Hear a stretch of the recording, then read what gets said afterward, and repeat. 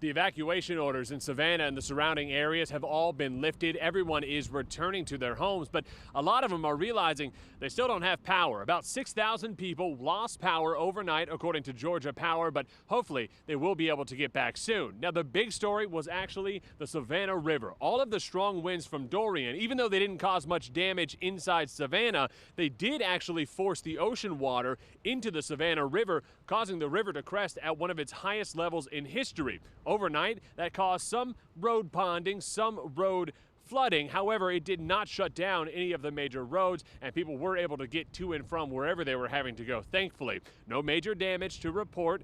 County officials believe they did dodge most of the damage, only minor problems that they're having in the area. The biggest problem residents are going to have is when they wake up, they're going to find out many of them still without power. The big story today on Thursday, even though Dorian has passed, still quite windy, but residents tell me they'll take that over anything worse.